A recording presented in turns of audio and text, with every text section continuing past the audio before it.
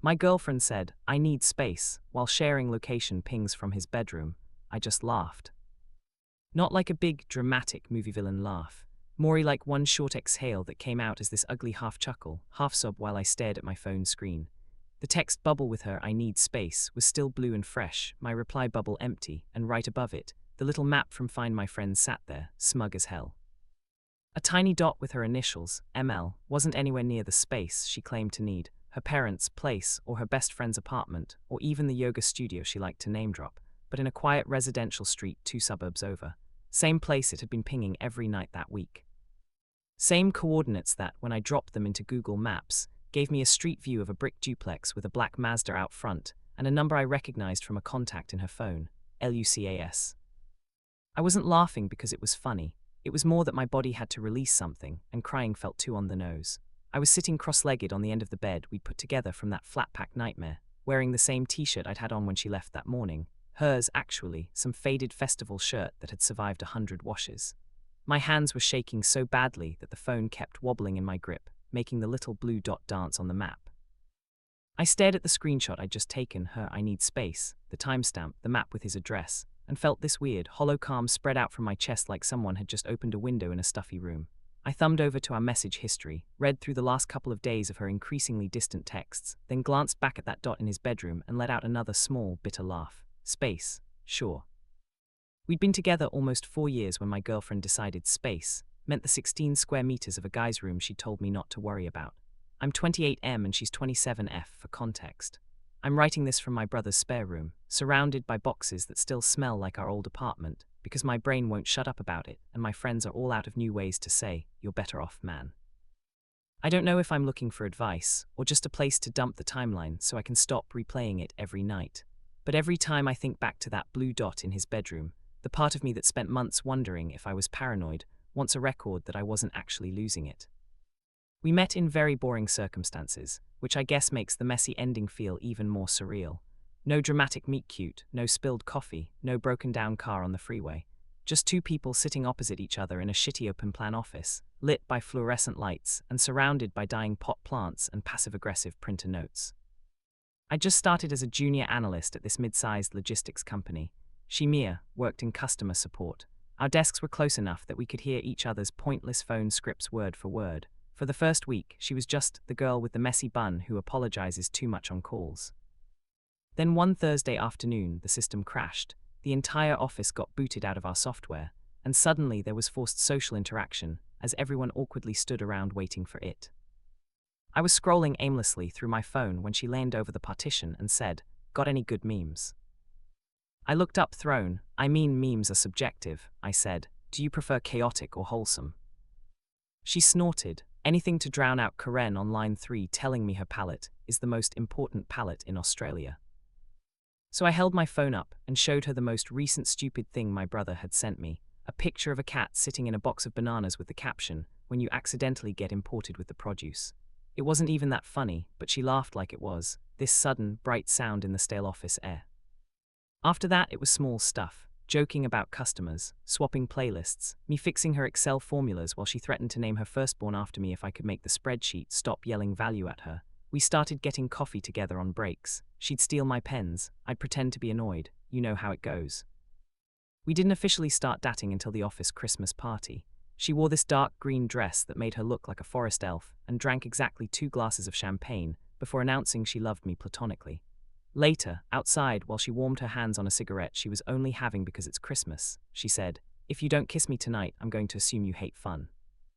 "I don't hate fun," I said. "I just hate HR paperwork." She rolled her eyes, stepped closer, and kissed me anyway. The first year was the honeymoon cliché, I won't lie. Sleeping in on Sundays, cooking together badly, her introducing me to her favorite trashy reality TV shows, me introducing her to my favorite overly complicated RPGs. She called me grandpa because I actually cared about being on time and had opinions about mattress firmness. I called her gremlin because she'd stay up until 2 a.m. watching 8 seasons of something and then complain about being tired. The only thing she was weirdly serious about was safety. "Men don't understand what it's like," she said once, when I teased her for texting her best friend every time she got in an Uber. "We have to do all this extra stuff just to feel okay." So when location sharing came up, it was framed as that. Safety. You should add me on Find My, she said, shoving her phone at me one night. Then you can make sure I don't get murdered on my way home from drinks, and if you go for a long run and vanish, I can tell the cops where your body is. Romantic. We both turned it on, a new layer of connection in that early stage where everything feels like a cute sign of intimacy. I'd check it sometimes just out of curiosity, see her inch along the train line, or stop outside the Thai place on the corner, or sit stubbornly at the office long after I'd left and text her come home. She'd send me screenshots of my at the gym saying look at you, fitness king, or at my mum, saying tell her I say hi.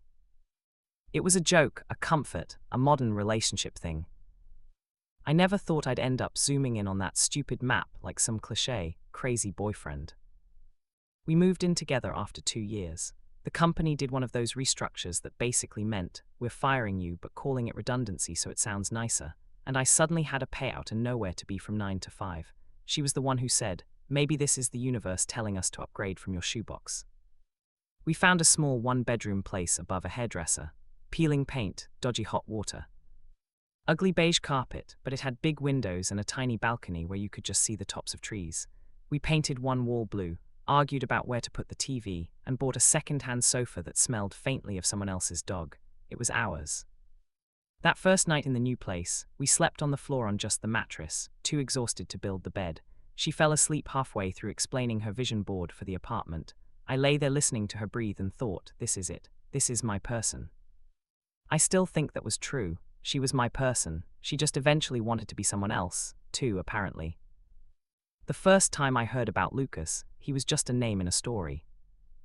There's this guy at the gym who grunts like he's giving birth every time he lifts, she said one afternoon, scrolling through her phone on the couch.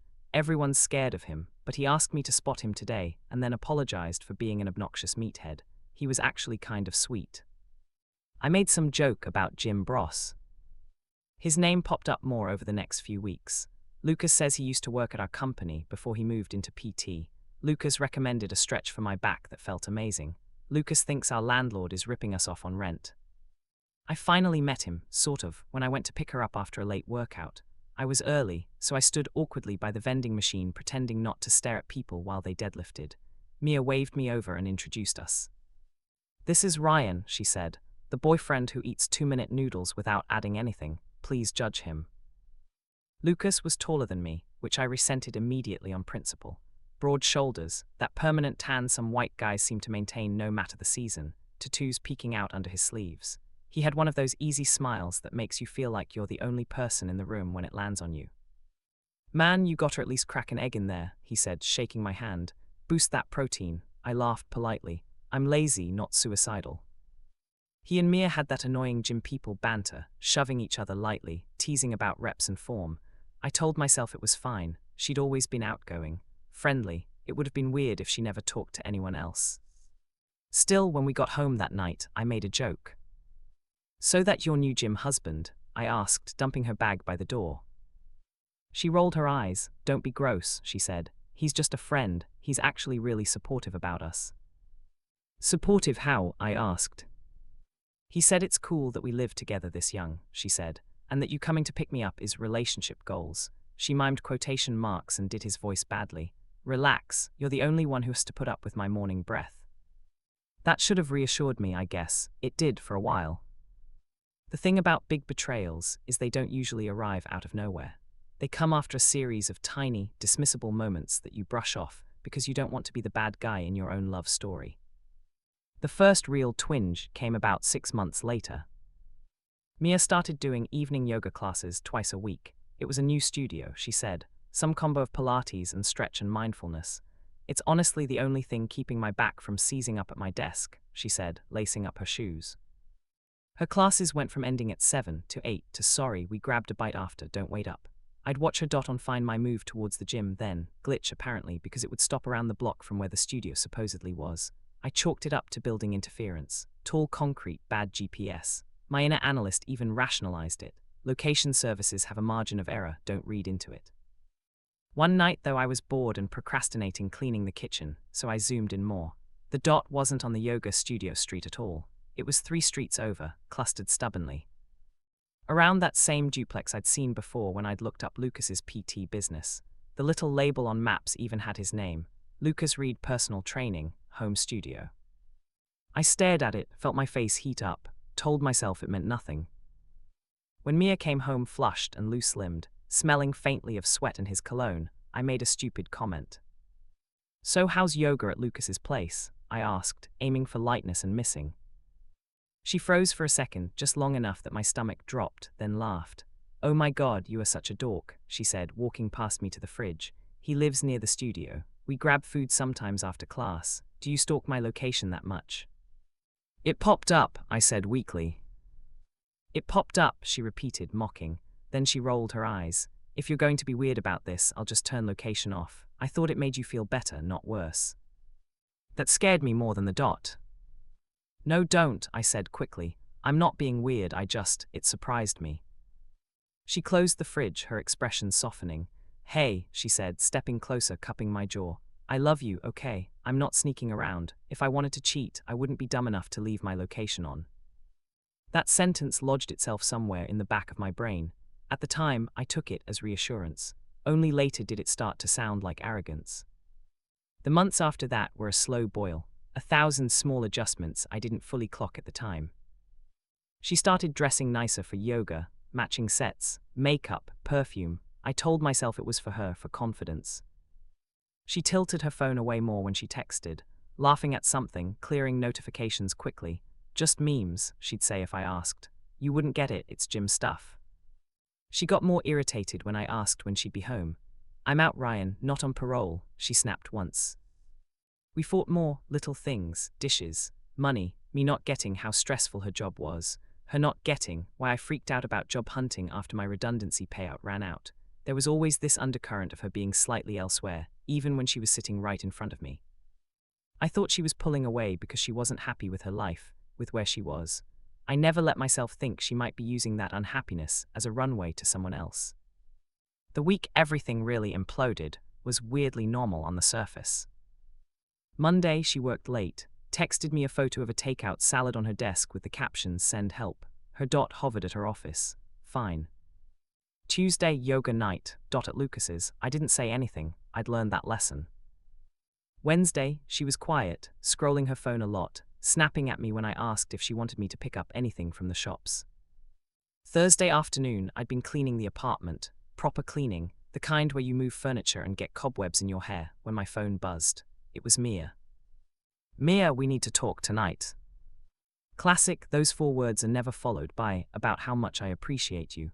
My chest tightened. "Me okay, everything all right." 3 dots, they disappeared, came back, disappeared again. "Mia, I need some space. I'll come by after work and we can chat." I stared at the message so long the screen dimmed. Space is one of those words that lands differently depending on who says it. From Mia, this version of Mia, it felt like someone switching off a light. I called her straight to voicemail. I spent the rest of the afternoon in a haze, started half a dozen tasks and abandoned them. I put on a podcast and realized after 30 minutes I hadn't heard a single word. Every scenario my anxious brain could conjure presented itself. She was breaking up with me, she was taking a break, she was moving back in with her parents, she was pregnant, she'd been offered a job overseas. My mind went everywhere except the most obvious place, because I think some part of me still didn't want to believe it. 6:30 came and went. 7. I watched the little clock in the corner of the TV more than the show. At 7:12 my phone buzzed again. "Mia, I'm not coming over tonight. I think it'll just make things harder. I need space, Ryan, please understand." No call, no knock on the door, just that. The hollow calm started then, like my body was done with full-blown panic and had moved into this weird, floaty survival mode. I opened Find My almost on autopilot. She left it on despite the threat. Some naive part of me thought maybe she's at her mum, already crying on their cooch, working up the nerve to break it off with me in person tomorrow. Her dot was nowhere near her mum's, not near her best friend, either. It was at that duplex. Zooming in, I could see the outline of the street, the driveway. The pin dropped right on top of the right-hand unit. I tilted my head without meaning to, like that would change the angle. Nope, still there. "Location updated now," the caption helpfully said. That's when I laughed. Because something about the sheer laziness of it was absurd. Not only was she lying to me about needing space, she was doing it from inside his bedroom with location sharing on. The mental image of her typing "I need space," while literally sitting on his messy bed or whatever, my contact photo popping up on her screen while his probably lay face down on the nightstand. It was so grotesquely ridiculous my body didn't know whether to cry, scream, or vomit. So I laughed just once, short and sharp, then I took a screenshot. The laugh faded quickly. What replaced it was this low, thrumming anger, undercut by a familiar, shitty little voice in my head saying, "This is what you get for ignoring it for so long." I didn't go over there. I want to be very clear about that because I know some people would have driven straight to that address, hammered on the door, created a scene. I stood up. I picked up my wallet and keys. I walked all the way to the front door and then I stopped. I pictured it, him opening the door shirtless, her behind him in one of his t-shirts, both of them doing the wide-eyed, "What are you doing here?" thing. The bickering, the denial, the humiliation of standing in some dude's doorway begging my own girlfriend to explain why her dot was in his bed. I pictured losing my temper and waking up the next day with a criminal charge or a video of me screaming on someone's TikTok. I turned around, went back to the bedroom, sat down on the mattress we'd built together, and started documenting. Screenshots of the location, of her "I need space" text, of previous yoga nights lining up with that address. I pulled bank statements and scrolled until I found charges at places near his suburb on nights she told me she was working late. Maury screenshots. I felt like some deranged accountant auditing my own relationship. Then I did something I probably should have done months earlier. I texted my best friend. "Me's you home, got time for a call?" Josh replied almost instantly. "Josh, yeah man, what's up?" I FaceTimed him because I didn't trust my voice to hold steady on a normal call. His scruffy head appeared on my screen, background lit by the blue glow of a gaming monitor. "Dude, what's wrong?" he asked before I even said hello. "You look like you've seen a ghost." "Not a ghost," I said. "Just my girlfriend's location in her PT's bedroom."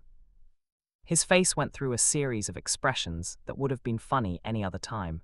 Confusion, disbelief, anger. "Hold up," he said. "Show me." I flipped the camera and showed him the screenshot, then the text, then the pattern of previous nights.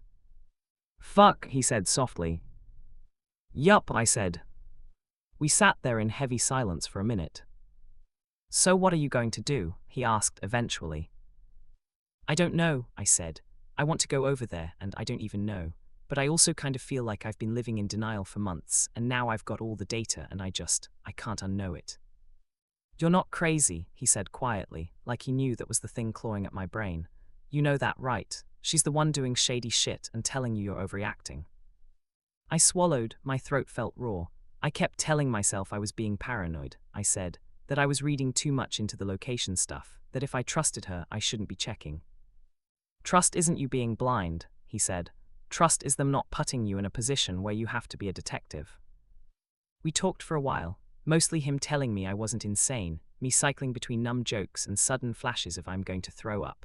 By the end of the call, a plan of sorts had grown out of the mess. It wasn't some elaborate revenge plot. No blasting her on social media, no sending screenshots to her entire contacts list. I didn't want to be a drama story in someone else's group chat. I wanted out, clean, if I could manage it. The plan was simple. I'd wait until the morning, give myself time to get out of the white-hot anger stage so I didn't just scream at her. I'd pack a bag. I'd have my ducks in a row, important documents, whatever cash we had in the joint account moved to a separate one with half clearly marked as mine. Then I'd confront her with what I knew. If she admitted it, fine. If she lied, I had receipts. Either way, I was leaving. I barely slept that night. Her dot stayed put until about 6 a.m., then slowly moved back towards our neighborhood, like a tiny blue comet dragging a trail of gasoline behind it. At 6:42, the front door clicked. She walked in wearing the clothes she'd left in yesterday, hair scraped into a ponytail, eyes tired but weirdly bright. She smelled like his cologne again. I sat at the kitchen table with my laptop open, a pile of envelopes and my backpack beside me. "Hey," she said like nothing was wrong, "you're up early." "Didn't sleep much," I said. She dumped her bag by the door, kicked off her shoes. "Sorry about last night," she said, heading towards the sink. "I know the text was a bit abrupt, I just needed space," I finished for her. She froze at the sink, hand on the tap. "Yeah," she said slowly, "I did." "From our apartment," I said, "but not from Lucas's bedroom, apparently." The tap squeaked as she let go of it. She turned around slowly, eyes narrowing. "What are you talking about?" I didn't answer, just turned my laptop so she could see the screen. I pulled up one of the screenshots and enlarged it, her "I need space" text, timestamp, and the little map with the pin on his address. I watched her face. The first second was pure, naked panic, then her features smoothed as the mask slid into place. "Are you seriously tracking my location?" she demanded, going straight to offense. "Ryan, what the fuck?" "You shared it with me," I said calmly, which surprised both of us. "For safety, remember, so I don't get murdered by an Uber driver. I didn't hack anything. I opened the app that's been on my phone for 3 years." "You went through our message history and took screenshots?" she asked, ignoring that. "Yes," I said, because I wanted to remember the exact moment my girlfriend asked for space from our relationship while lying in another man's bed. Her mouth opened and closed. "We didn't," she started. "Please don't," I said quietly. "Don't disrespect both of us by pretending nothing happened. I have more than this." I clicked through to the next screenshot. Thursday night 2 weeks before. Yoga ran late, crashing at Emma, love you with her dot at his place. Another one, we're grabbing dinner after class, with a charge on our joint card from a restaurant a block from Lucas's street, not anywhere near the studio. A calendar event titled Yoga that lined up exactly with his posted client-free evenings on his PT Instagram. Color drained from her face. "Have you been stalking me for weeks?" she asked finally, voice shaking. "I've been noticing things," I said. "The difference is now I'm not gaslighting myself about them." She sank into the chair opposite me, fingers trembling as she twisted the hair tie around her wrist. For a long moment, neither of us spoke. "Are you going to leave me?" she whispered. The fact that this was her first question, not "I'm so sorry" or "I fucked up," told me a lot. "Yes," I said. I heard Josh's voice in my head. "Trust the plan. I've already transferred my half of our savings into a separate account. I'll send you the spreadsheet with the breakdown. My name's off the lease as of next month. The agency said they'd organize paperwork. I'll be at my brother until I find my own place." Her eyes filled with tears. "You've already decided," she said. "I decided when you told me you needed space from me while actively choosing to be with someone else," I said. "Last night was just confirmation." She reached across the table, like maybe she could physically grab back what she'd thrown away. "Ryan, please," she said. "Can we just talk about this? I was going to tell you. I just needed to figure things out in my head first." "How long have you been figuring things out in his bed?" I asked. My voice still wasn't raised. That seemed to unsettle her more than if I'd yelled. "A few months," she admitted, deflated. "So basically, the entire time we've been fighting about you coming home late and needing more me time," I said. "Good to know." She winced. "It wasn't like that at first," she said. "It started as just hanging out. We clicked. I felt alive around him in a way I haven't in a long time." I sucked in a breath. That one hurt. "I'm not saying that to hurt you," she added quickly. "Intent doesn't change impact," I said, because therapy phrases have apparently lodged themselves in my brain. "You felt more alive sneaking around with your PT than building a life with me. Got it?" She shook her head frantically. "It's not that simple," she said. "You've been distant. Ever since you got made redundant, you've been in your own head all the time, worrying about money, about your career, about being useful. I tried to talk to you and you just shut down or made jokes." That wasn't entirely wrong. I had been depressed. I had withdrawn. Knowing that didn't make her actions okay, though. It just made the whole thing an uglier shade of grey instead of black and white. "You're right," I said. "I haven't been great. I've been struggling. I should have listened more when you said you were unhappy." She brightened slightly at the acknowledgement, like it was a crack she could wedge herself into. "Exactly," she said. "We've both messed up. Maybe this thing with Lucas was me acting out. I know it was shitty. I regret it. If we go to counseling, talk about our issues, we can." "No," I said. She stared at me. "You're not even going to consider it." "I've been considering it for months," I said. "Every time something felt off and I told myself I was just insecure. Every time your dot showed up somewhere weird and I believed you're being paranoid speech. I've been giving you the benefit of the doubt this entire time. You chose to take advantage of that. I'm done." Tears spilled over now, tracking down her cheeks. "I love you," she said. "That hasn't changed." My chest tightened, because I believed that on some level. Love is rarely the issue in these messes. It's everything people put above it. "I believe you love me," I said. "I also believe you loved how he made you feel.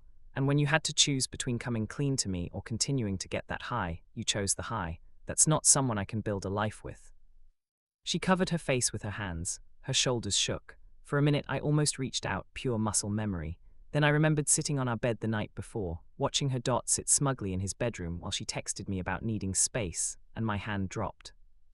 "So that's it?" she asked eventually, voice muffled. 4 years and you just walk away, 4 years, as if I was the one throwing them away. "No," I said, "you threw them away. I'm just finally stepping away from the bin." It was harsher than I usually am. It also felt like the truest thing I'd said all morning. I grabbed my backpack, zipped it closed.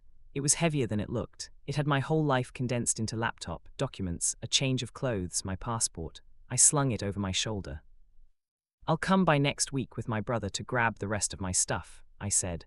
"We can sort the logistics then. I'll email you the financial breakdown today." "Ryan, please," she said, standing up so fast the chair scraped on the tile. She moved around the table and stood in front of me, eyes red, hair falling out of her ponytail. "Don't do this. Don't just leave. Yell at me, call me names, hit something. Just don't walk away like you don't care." I met her eyes. "I do care," I said. "That's why I'm leaving. If I stay, I'll turn into someone I don't like. Someone who checks your location every time you're 5 minutes late. Someone who interrogates every text. Someone who never fully relaxes around you. I don't want to be that guy. You don't want to be with that guy." She opened her mouth, closed it again. Her shoulders slumped. "You'll regret this," she whispered. "You'll miss me." "Maybe," I said honestly. "But I'll miss the version of you I thought I was with, not the one who lied about yoga from another man's bed." I walked to the door before she could respond. My hand shook on the knob, but I turned it anyway. The hallway outside smelled like someone else's cooking. A neighbor's dog barked in the distance. It was jarringly normal. "Ryan," she called softly behind me. I turned. She stood in the kitchen doorway, looking infinitely smaller than she had even 20 minutes ago. Her phone buzzed on the table. We both looked at it. For a split second, a notification preview popped up. "Lucas, you okay?" I didn't laugh this time. I just shook my head. "Tell him you've got all the space you want now," I said, and closed the door. That was the last time I saw her in person. In the 3 weeks since, she sent a handful of texts. The first wave were apologies. Long paragraphs about how she never meant to hurt me, how she got lost in the attention and didn't know how to pull back. There was one that said, "It was never about you not being enough," which, thanks, I guess. Then came the angry ones. "You're being dramatic. People come back from cheating all the time. You think you're perfect." I didn't respond to those. The last one a few days ago said simply, "I fucked up the best thing I ever had. I hope one day you can forgive me, even if it's not to get back together." I stared at that one for a long time, typed and deleted a dozen responses. In the end, I wrote, "I hope you figure out why you were willing to risk it." Then I muted the thread.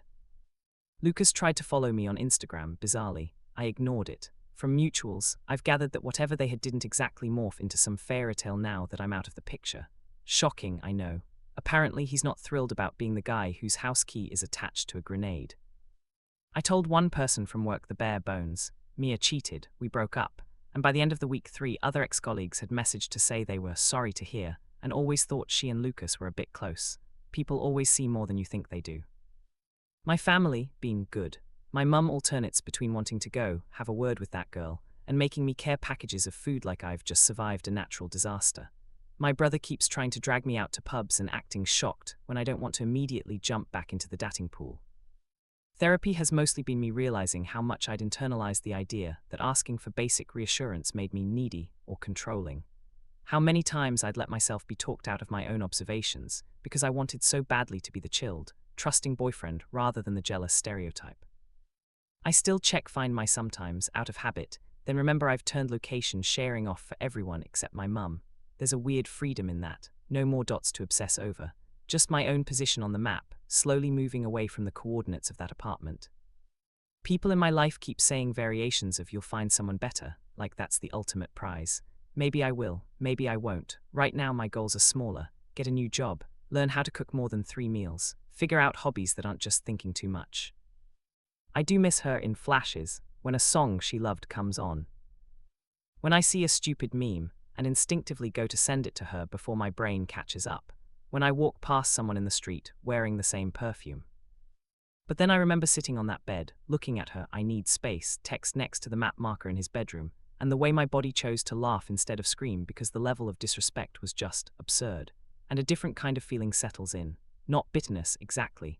Just a quiet promise to myself that I'm never going to let someone convince me my reality is overreacting again. If you've read this far, I don't know what you're dealing with in your own life.